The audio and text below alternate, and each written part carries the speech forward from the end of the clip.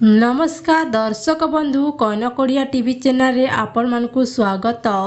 17 रु बढ़िबो वर्षा 19 रे आउ एक लघुचाप रविवार सृष्टि होइतिबा घूर्णिबलय सोमवार लघुचाप रूप नेइछि। एहा प्रभाव रे दक्षिण ओडिशा रे प्रबल वर्षा हेबो। 19 रे पुणी एक लघुचाप हेबो। एही दुई लघुचाप प्रभाव रे 21 तारिख जाए वर्षा लागि रहिबो बोली पाणीपाग विशेषज्ञ पूर्वानुमान करिछन्ति। आगकू आहुरी दुईटी लघुचाप थिबारु राज्य रे नियष्टिया स्थिति भरणा हेबो बोली से कहिछन्ति। वरिष्ठ पाणीपाग विशेषज्ञ प्रोफेसर सुरेंद्रनाथ पशुपालक आकलन करी कहिछन्ति। परवर्ती खबर मात्र 48 घंटा भितरे घर को आसिबो एलपीजी गैस सिलिंडर। विलंब हेले न्याजिबो कार्यानुष्ठान।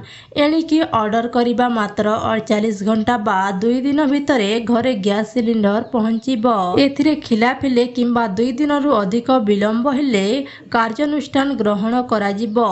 एथिपाई विभाग पक्षरु निर्देश जारी होईछि। ग्राहक गैस पाई ऑर्डर करिवार मात्र 2 दिन भितरे डेलीवरी होई पारिबो। पेट्रोल डीजेल मानरे कोनोसी सालिल कराजिबो नाही। एने सख्त कार्यानुष्ठान नियाजिबो बोली कहिसंती जोगाण मंत्री कृष्णचंद्र पात्र।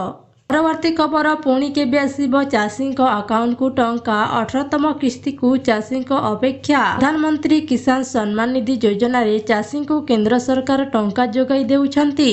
एही योजना अधीन रे प्रति वर्ष योग्य कृषक मानकु 6000 टंका आर्थिक सहायता दिया जाए एवं एही टंका प्रत्येक किस्ती रे 2000 टंका प्रदान करा जाय थाए। भद्दी योग्य कृषक मानकु समुदाय 17 किस्ती अर्थ प्रदान करा जायछि एवं 18तम किस्ती पाई चाषी उत्साहर सहित अपेक्षा करिछंती। प्रति खबर महिला को सरकार देबे 1,01,000 टंका।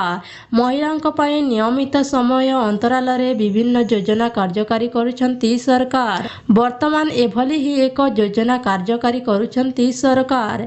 एही योजना रे शामिल होइतिबा महिलांकु 1,01,000 टंका जोगाई देबे केंद्र सरकार। हेउछि प्रधानमंत्री मातृ बंधना योजना।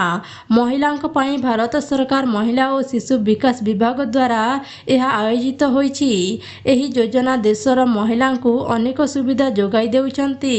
प्रधानमंत्री मातृ बंधना योजना अधीन रे गर्भवती को विभिन्न किस्ती 11,000 टंका आर्थिक सहायता प्रदान करा जाउछि। एही योजना भारतर समस्त राज्य रे लागू होईछि। प्रधानमंत्री मातृ बंधना योजना गर्भवती एवं स्तन्यपान करा जाउथिबा महिला माने आवेदन करि पारिबे। प्रति खबर प्रति जिल्ला रे खोलिबो परिबा मंडी रहिबेनी मध्यस्थी। उपयुक्त दाम रे सामग्री बिक्री करिबे चाषी। राज्य रे प्रथम थर पई बीजेपी सरकार क्षमता को आसीबा परे मुख्यमंत्री मोहन चरण माझी अनेक नुआ नुआ पदक्षेप ग्रहण करुछंती। एहा मध्य रे राज्य सरकार चाषी उत्साह वृद्धि एक बड़ निष्पत्ति नेउछंती। राज्यर 10 जिल्ला रे परिबा मंडी खोलिबो।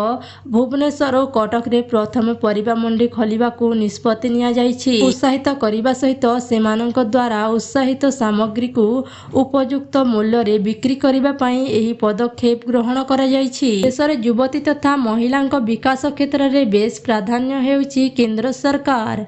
महिलांक विकास धारा को आगेइबा पई सरकार आउ एक नुआ योजना आणुछंती। एही योजना रे ग्रामांचलर झियो माने बेस लाभ पाई पारिबे। कारण नुआ योजना अधीन रे ग्रामांचलर समस्त झियो मानकु 5,000 टंका लेखाए देबा पई व्यवस्था करा जाइछि। केंद्र सरकार महिला को समाज रे आर्थिक तथा अन्य क्षेत्र रे मजबूत करिबा पई विभिन्न योजना प्रणयन करुछंती। वर्तमान ग्रामांचलर झियो मानक पई एक नुआ योजना कार्यकारी करुछंती सरकार। गाँ झियो योजना रे प्रत्येक वर्ष गाँर झियो मानकर अकाउंट खोला जिबा सह 5,000 टंका लेखाए प्रदान करा जाउछि। विशेष करी छात्री मानकु एही योजना रे अधिक गुरुत्व दिया जाउछि।